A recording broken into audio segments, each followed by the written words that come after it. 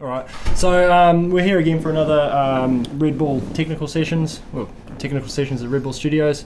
This one we have Simon Flower in here, that man there, to give us a bit of a run through of his system and how he does things. I guess we'll start by Simon giving us your 5-minute bio version. We'll get that.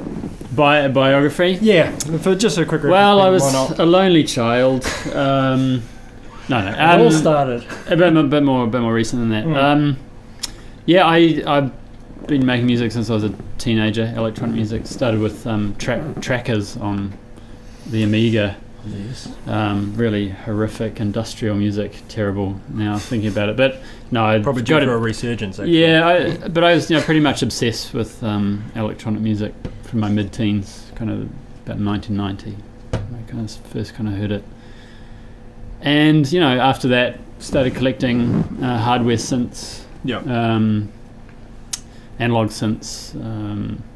I've heard some very exciting news here tonight about this synth off, and so I've got no musical training, but just a love of this music and trying to find new sounds, and a love of synths and knobs and CV and gate and all these sounds. So when you originally got into it was all hardware, pretty much. Yeah, totally. I mean, I started with a computer, funnily enough, with Amiga, and then ditched that, went completely hardware studio, and then, as you'll see, we'll kind of come back to the computer. But what were you sequencing on hardware-wise back then? So I was sequencing on using a PC, actually, as the sequencer Cakewalk version 1. Actually, it was amazing. It had these black dots for whole bars. One black dot was one bar, and that was about as complex as it got. I think you'd have 16th steps. But again, it was very little to do with that, because it was syncing out a MIDI to CV converter, so it was still very much operating hardware synths. So all the, particularly the Roland range, and some other things, and again, analog mixing desk, and the desk was the central part to the studio, of course, 16 channel desk. So the synths would all be looping on their own, and the desk, playing the desk becomes how you make the track. So again, the sequencing on the computer was just a loop.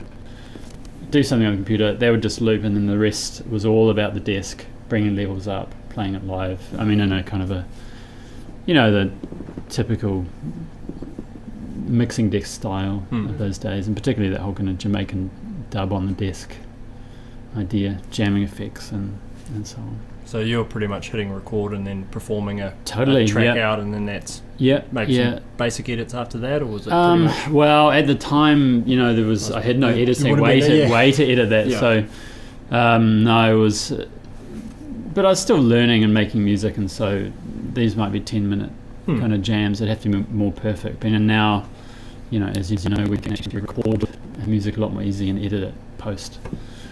So I still write everything exactly the same way, really. Just jam long tracks, 20-30 minute jams, and then start chopping the final file up, and hopefully there'll be pieces, nice pieces to work from.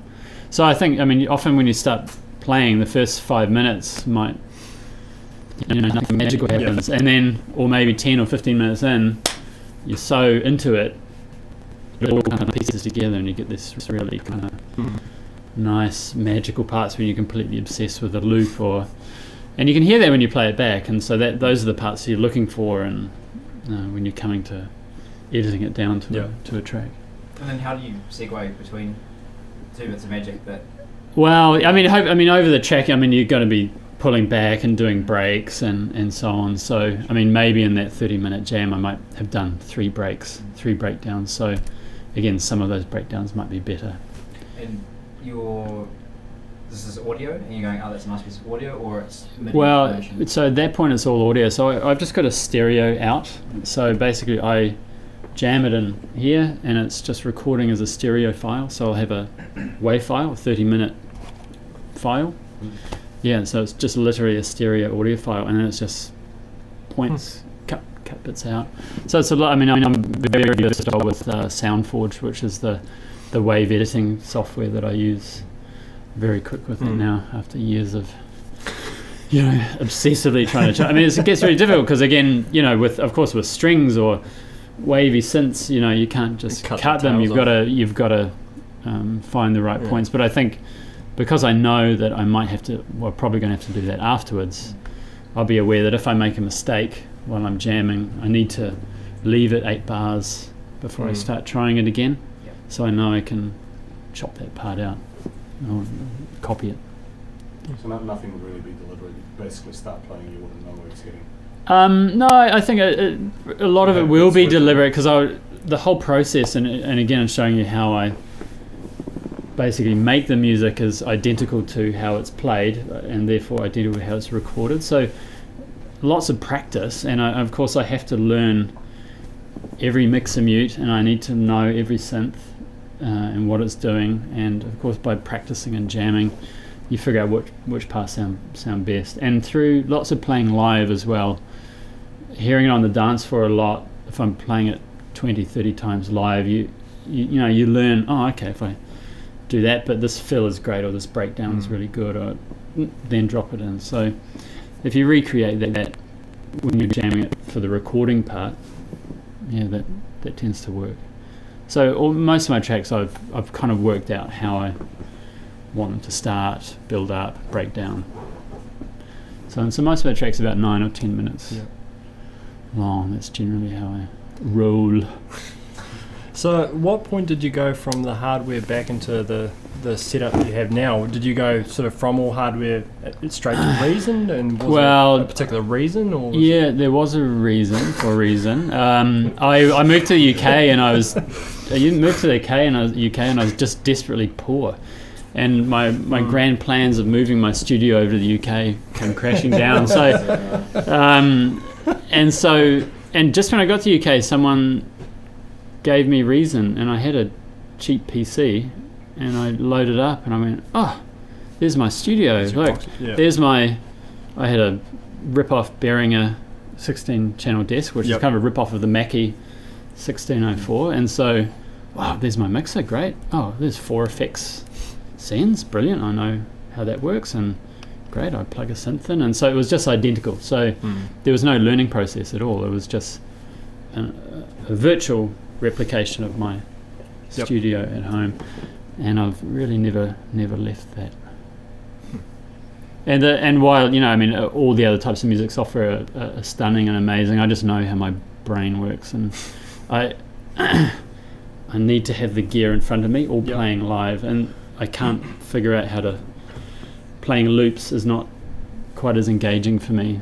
That I want to have the loop playing live here, or synths actually playing, and I know I can just click on the synth and just fiddle with it, just move something around. I still think and still suggest to a lot of people trying to get into it that Reason's a good option because it is quite visual and you can see it, and then you can flip it around and you see all the cabling on the back, so you start to learn about signal flow as well. There you go. So I can move my cables around, plug them into everything. There's gate. I can gate it to you can gate every piece of equipment to something else. CV it, if you know what that.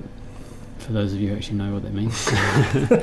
Old analog enthusiasts will know what CV and gate is. Ways of controlling timing and notes. So how long ago was this that you went to the UK? 2001. Okay. Yeah, that's when I started. So I was there for a year, and of course, that's all I had. And when I got back home, sonically at the time, certainly the hardware still sounded much better. And I'm always my production is getting better and better in terms of the sound quality I get from Reason. But that convenience of of course, instead of paying $5,000 for a new synth, just going right click, create synth, done. There we go. There's my nice new synth automatically patched up. So that no extra weight to get around. I mean it was that convenience, and of course, and that's why people do everything on